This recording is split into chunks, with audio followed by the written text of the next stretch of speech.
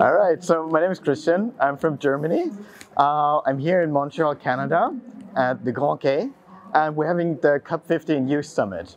And I do everything. I'm trying to organize this, try to bring all the people together, try to give them a good time, try to inspire them that they can really create change. So is this your initiative? Yeah, I'm the co-founder of the Global Youth Biodiversity Network. Wow. Okay, so did the idea come from COP? Well, it was related to COP, but actually it came from frustration. So 12 years ago in Nagoya in Japan, there was an international youth conference.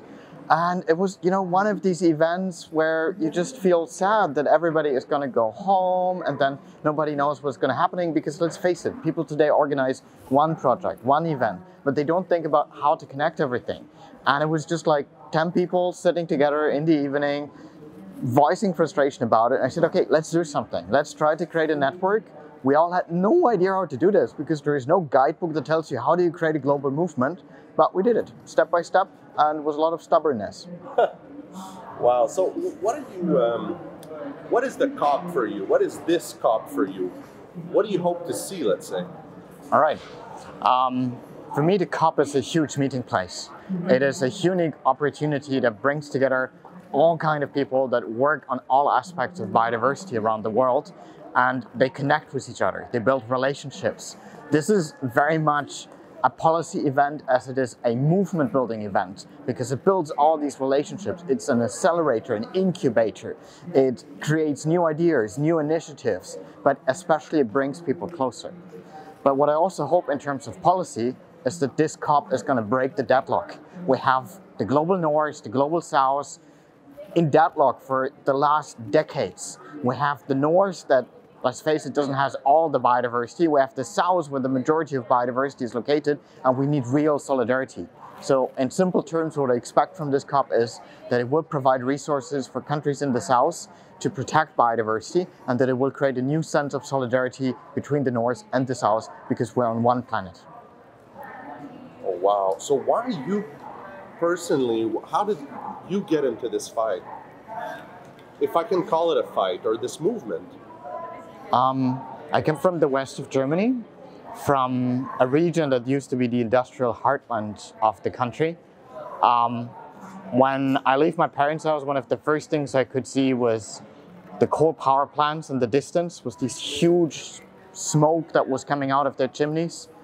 There was one huge pharmaceutical company dominating all the politics of my city. There was a beautiful forest behind my parents' house, but sliced in half by an 8-lane highway. And that is how I was growing up, and I was never questioning it. My dad was working for that pharmaceutical company, and every day I was asking him, is there nothing we can do to make things better in terms of environmental protection? Because what my hometown is like the perfect example for a maximum of habitat fragmentations. We have intensive agriculture, all these kind of things. And when I was in school, I was being bullied, and it was tough. And the place that I went to when I was all too much was the forest. I would climb on a tree. It was my refuge. And at some point, I would try to define all the species, to make a map of the different trees. And it was my home. It was like, the place where I felt I could just be myself. And a couple of years later, we had a huge storm that cut down half of the trees in that forest. And I was really frustrated because these were my trees. And, as much as I was lacking human friends, the trees were like, I felt really close. I felt connected to them. So we never had such a storm before. And I did some research. I went to the weather archive with some of my friends. And I found out, okay, this is climate change. These storms are not normal for my region, and they're going to be more like this. And then I started a project. I was breeding different trees. I was crossing them so that the roots would be more resilient towards storms. And that's how I learned about ecosystems, biodiversity, how it all is connected, how we cannot just replace ecosystem, how just because you cross two species, you're not going to replace what the storm has taken away. We humans have a responsibility. But in my family, nobody is an environmentalist. So I had no idea, how do you start this? It's like a working family, and at some point I basically called people up. I opened the phone book, I searched on the internet, and I found out how there are a lot of environmental organizations that I had never heard about. And I just called them, hey, can I come to one of your meetings? Can I come to this UN conference? And I went to this UN conference and I saw that it was just people in their 60s, 50s, taking decisions, mostly white men. And I felt, wait, isn't this like a conference that is supposed to be about my future? So shouldn't we have a place? And then a year later after that, I had an encounter that is similar to what we just saw today. I was at a conference and security completely ignored me, and I happened to run into Kofi Annan, the then UN Secretary General. And my English was very bad then. I'm not a native to English, I was super shy, I had just graduated from high school, and I was desperate because my parents just wanted me to find a job to do, like, you know, something that makes money. And I was asking him, Mr. Annan, can you tell me how we can change something? I don't see any young people in this conference. And then he told me, you have to fight for it. If it's not there, you have to go. You have to really think if you want to put all your energy into it, and you're gonna find a way. And if you manage, let me know. And a month later, I joined my first youth environmental organization in Germany. I organized the first German youth organization to a climate COP. 2 years later, I was at my first biodiversity COP. That was it. I was really interested. And 4 years later, I met other people who shared this dream of creating a network to bring young people together that work on biodiversity. Because nobody can do this alone. This is a team effort. You need the right people around you. And from then on, I wrote a letter to Kofi Annan every year. It was like a progress report until he passed away. And I tried to keep the promise that I gave him. Christian, I'm so happy to meet you. You're putting tears in my eyes. Thank you for this opportunity to share the story. You've shared it very well. I'm astounded, frankly, by your story, really. So you're not from. I know you're not from Montreal, but you don't live in Montreal either. You're just here for the COP, or? Yeah. Okay, so you live still in Germany? I still live in Germany, yes. Okay, and so you're here just for these 2 weeks? Yes, and I'm extremely happy to be back here in Montreal. It's sort of my Canadian hometown. I always come here when we have CBD meetings. I love the friendliness of the Canadian people, how everybody's open, how this city is so bilingual, how everybody's making an effort to ensure that language is not an obstacle. So I'm just very happy to be here, and I wish I could stay longer. Would you mind if we go outside real quick? Sure. Yeah? Just to change the scenery a little bit. Oh, I think it's the best. Okay. Follow you. Oh, okay. Is it recording the whole? Yeah, okay. it's still recording. All right. Cool. Okay.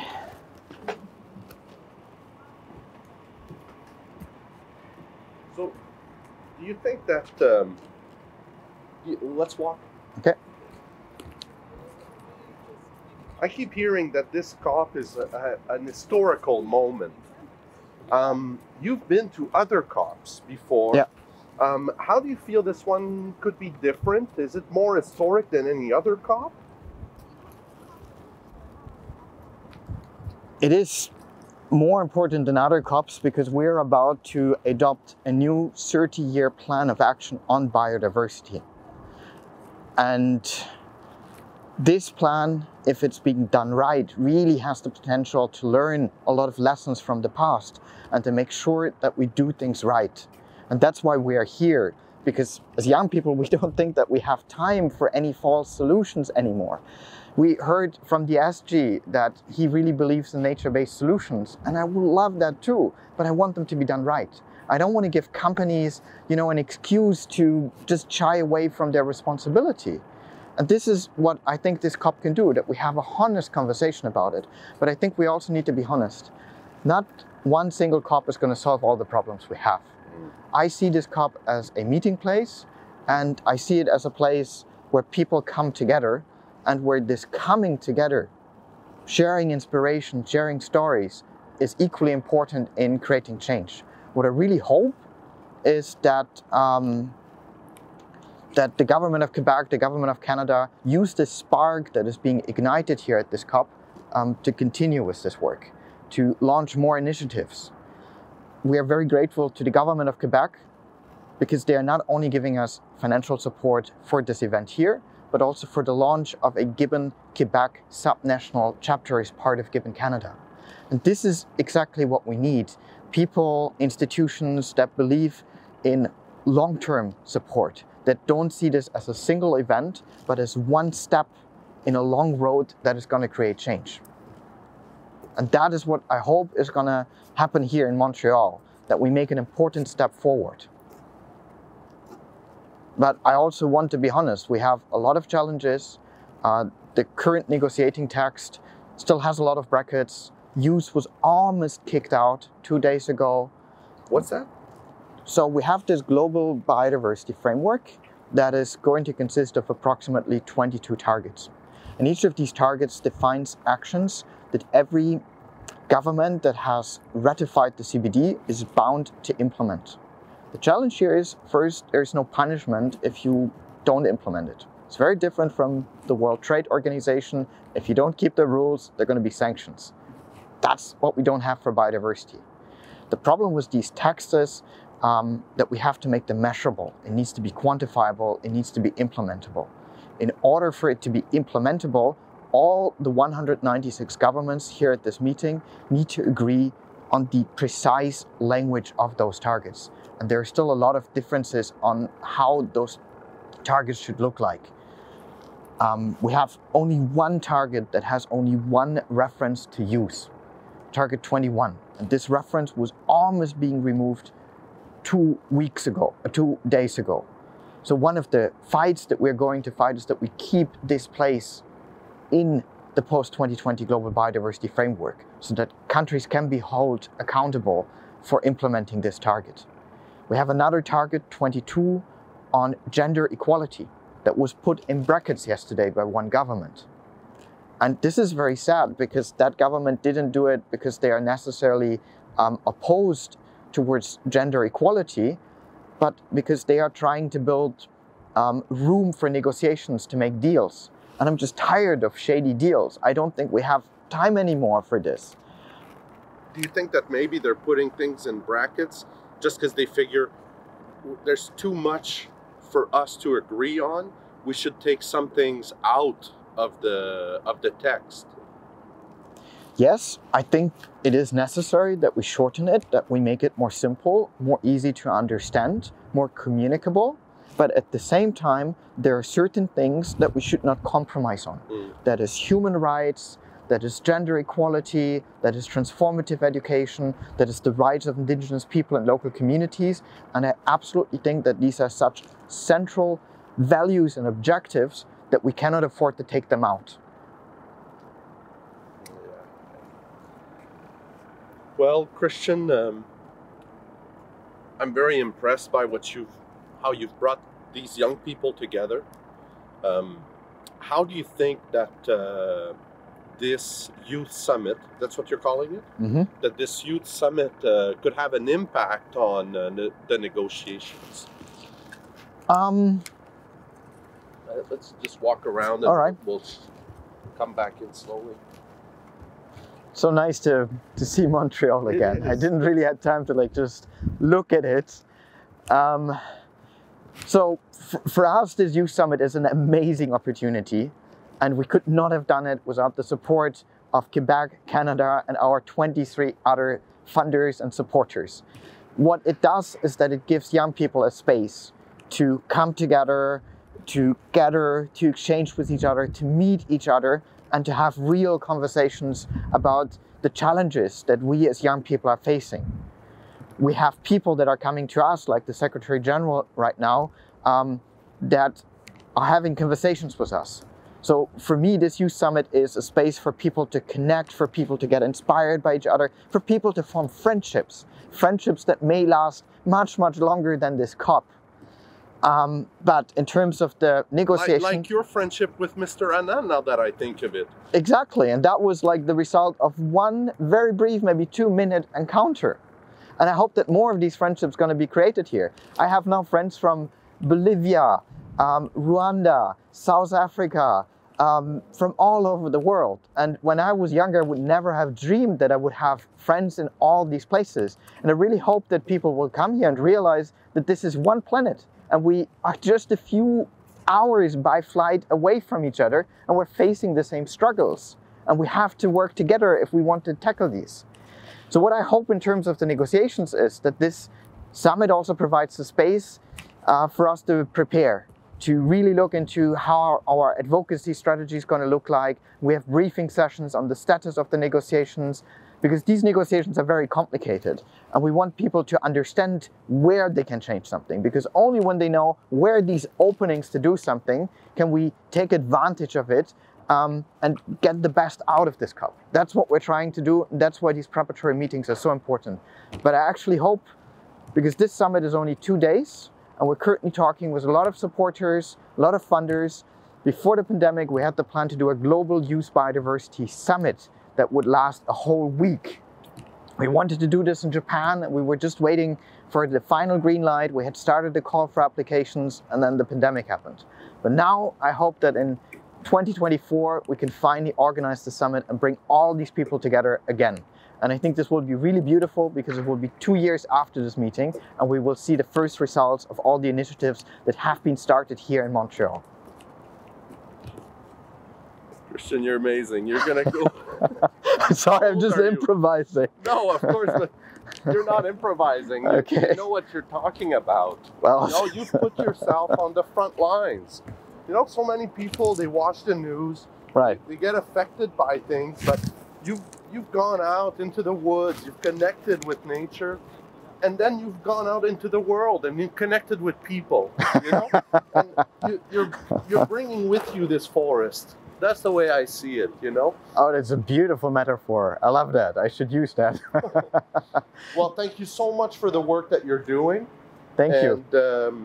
And for this youth summit, it's a wonderful initiative. Thank you so much for it. Thank you for your time. Thank you for sharing this with the world. I hope this will inspire some people that you really can do everything if you're just stubborn enough. Wonderful. Thank you.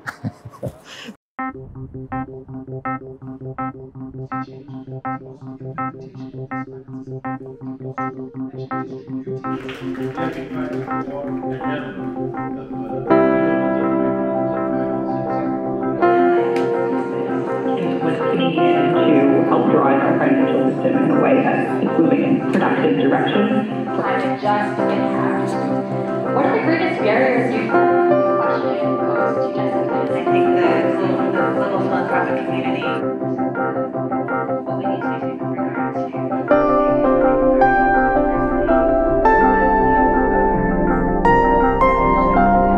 Your name and what do you do? I'm Eshadi Mendis. I'm from Sri Lanka. I'm a graduate in civil engineering, really. Yeah, and also I'm reading for an MBA these days. And also I'm working with the GYBN Sri Lanka chapter. I'm the coordinator for Sri Lanka chapter, as well as I'm co-coordinating the GYBN Asia chapter as well.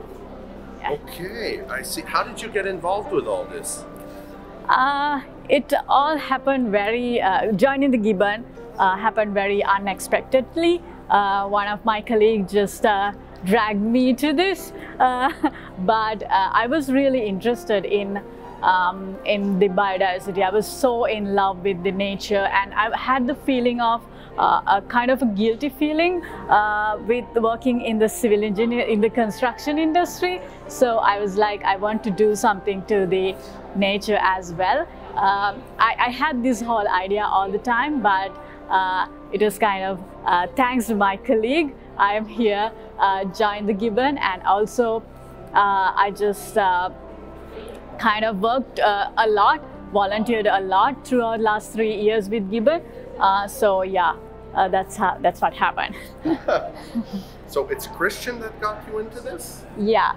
No, I mean the colleague. You mean the colleague? Yeah. No, it's one of someone called Vatsarindu Karunaratne from Sri Lanka. Okay. He was a colleague where I worked in the university. So at a time like during 2020, He just told me, okay, there's this, we are starting a chapter of GYBN in Sri Lanka. So there's this chapter, there's this organization called Global Youth Biodiversity Network, and do you want to join? Because he was doing a lot of these kind of work, and I was also interested. I was asking him how to join this volunteering work, and because I would love to. So that he told me, and it changed my life. How? Like, yeah, I mean, I was kind of not talking like this earlier, so that I always wanted to do something good, and I'm something like I was feeling like I'm passionate about not only in civil engineering and business, but also I have this passion of caring about the nature as well.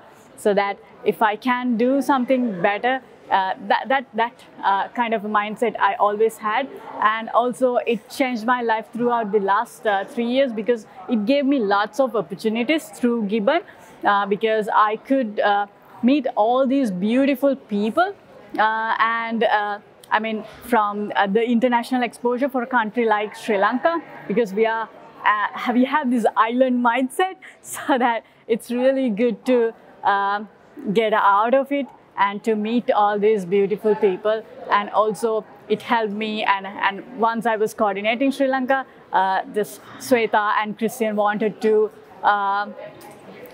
me to do the coordinating of the Asia as well. So I Wow. was, yeah. So this is your first time outside of Sri Lanka as well. Yes, of course. It's. So what's it like? What's your experience like? Yeah, I mean, thanks to Christian, I'm here, of course, and because he tried so much and to take me out of Sri Lanka, because the visa process is really hard for Sri Lankans to get into Canada. So what's your experience like? How many days have you been away from home for the first time? Yes, here about I came here on 4th, so it's my first flight. Yeah, and it's my first ever flight. And so you haven't even been here 1 week yet? No, about 3 days. Okay, that's it. Only 3 days since you've been outside of your home country. Yes, I mean outside. Yes, of course. Yeah.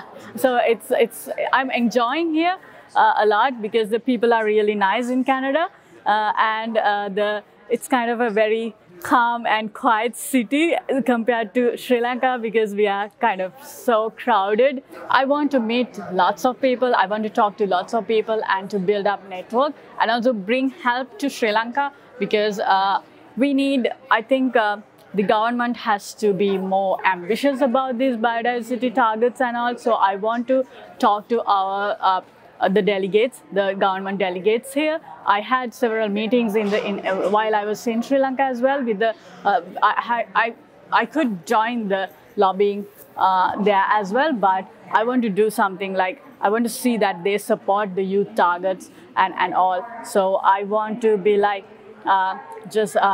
in a way, I want to